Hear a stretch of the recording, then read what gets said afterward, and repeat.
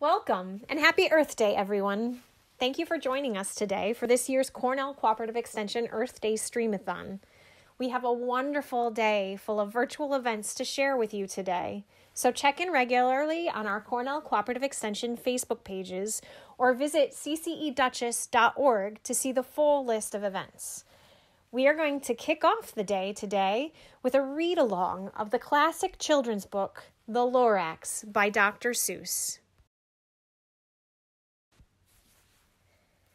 At the far end of town where the grickle grass grows, and the wind smells slow and sour when it blows, and no birds ever sing excepting old crows, is the street of the lifted Lorax. And deep in the grickle grass, some people say, if you look deep enough, you can still see today where the Lorax once stood, just as long as it could, before somebody lifted the Lorax away. What was the Lorax? And why was it there? And why was it lifted and taken somewhere from the far end of town where the grickle grass grows? The old Onceler still lives here. Ask him. He knows. You won't see the Onceler. Don't knock at his door. He stays in his lurkum on top of his store. He lurks in his lurkum cold under the roof, where he makes his own clothes out of mufford moof. And on special dank midnights in August, he peeks out of the shutters, and sometimes he speaks and tells how the Lorax was lifted away. He'll tell you, perhaps, if you're willing to pay. On the end of a rope, he lets down a tin pail, and you have to toss in 15 cents and a nail, and the shell of a great-great-great-grandfather snail. Then he pulls up the pail, makes a most careful count to see if you've paid him the proper amount. Then he hides what you paid him away in his snub, his secret strange hole in his grovelous glove. Then he grunts, I will call you by whisper-my-phone, for the secrets I tell you are for your ears alone. Slop! Down slips the whisper-my-phone to your ear, and the old Onceler's whispers are not very clear, since they have to come down through a snurgly hose, and he sounds as if he had smallish bees up his nose. Now I'll tell you, he says, with his teeth sounding gray, how the Lorax got lifted and taken away. It all started way back, such a long, long time back. Way back in the days when the grass was still green, and the pond was still wet, and the clouds were still clean, and the song of the swami swans rang out in space. One morning I came to this glorious place, and I first saw the trees, the truffula trees, the bright-colored tufts of the truffula trees, mile after mile in the fresh morning breeze. And under the trees, I saw brown barbaloots frisking about in their barbaloot suits as they played in the shade and ate truffula fruits. From the rippleless pond came the comfortable sound of the humming fish humming while splashing around. But those trees, those truffula trees. All my life I'd been searching for trees such as these. The touch of their tufts was much softer than silk, and they had the sweet smell of fresh butterfly milk. I felt a great leaping of joy in my heart. I knew just what I'd do. I unloaded my cart. In no time at all, I had built a small shop. Then I chopped down a truffula tree with one chop. And with great skillful skill and with great speedy speed, I took the soft tuft, and I knitted a thneed. The instant I'd finished, I heard a gazoom. I looked.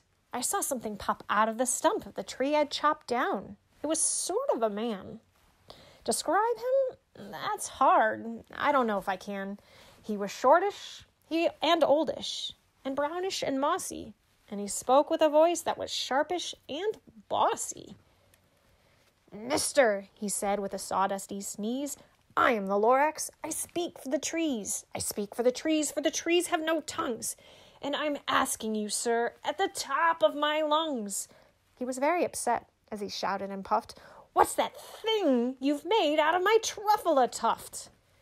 Look, Lorax, I said, there's no cause for alarm. I chopped just one tree. I'm doing no harm.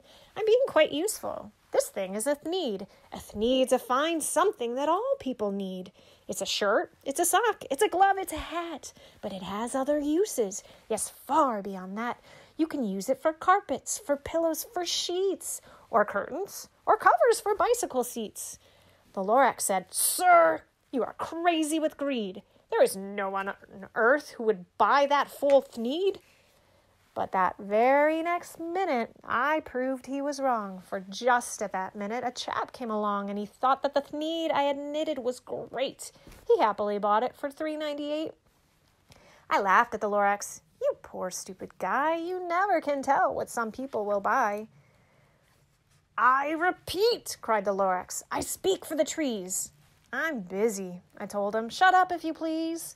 I rushed across the room and in no time at all built a radio phone. I put in a quick call. I called all my brothers and uncles and aunts and I said, "Listen here, here's a wonderful chance for the whole Onceler family to get mighty rich.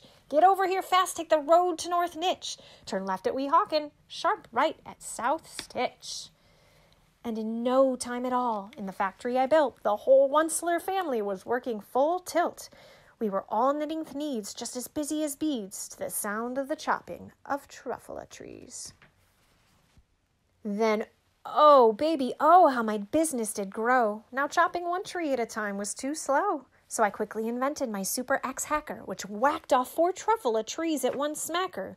We were making thneeds 4 times as fast as before, and that Lorax, he didn't show up anymore. But the next week he knocked on my new office door. He snapped, "I am the Lorax who speaks for the trees, which you seem to be chopping as fast as you please. But I'm also in charge of the brown barbaloots, who played in the shade in their barbaloot suits, and happily lived eating truffula fruits. Now, thanks to your hacking my trees to the ground, there's not enough truffula fruit to go round. And my poor barbaloots are all getting the crummies, because they have gas and no food in their tummies. They loved living here, but I can't let them stay. They'll have to find food, and I hope that they may. Good luck, boys," he cried, and he sent them away. I, the Onceler, felt sad as I watched them all go. But business is business, and business must grow, regardless of crummies and tummies, you know. I meant no harm. I most truly did not. But I had to grow bigger, so bigger I got. I biggered my factory. I biggered my roads. I biggered my wagons. I biggered the loads of the thneeds I shipped out. I was shipping them forth, to the south, to the east, to the west, to the north. I went right on biggering, selling more thneeds, and I biggered my money, which everyone needs. Then again, he came back. I was fixing some pipes when the old nuisance Lorax came back with more gripes. "I am the Lorax," he coughed and he whiffed. He sneezed and he snuffled. He snarled, he sniffed. "Onceler," he cried with a cruffulous croak. "Onceler, you're making such smoggless smoke. My poor swami swans, why they can't sing a note. No one can sing who has smog in his throat." "And so," said the Lorax, "please pardon my cough. They cannot live here, so I'm sending them off. Where will they go? I don't hopefully know. They may have to fly for a month or a year to escape from the smog you smogged up around here." "What's more," snapped the Lorax, his dander was up, "let me say a few words about gluppity-glop. Your machine chugs on, day and night without stop, making gluppity-glop and sloppity-slop. And what do you do with this leftover goo? I'll show you, you dirty old Onceler man, you. You're glumping the pond where the humming fish hummed. No more can they hum, for their gills are all gummed, so I'm sending them off. Oh, their future is dreary. They'll walk on their fins and get woefully weary in search of some water that isn't so smeary." And then I got mad. I got terribly mad. I yelled at the Lorax, "Now listen here, Dad.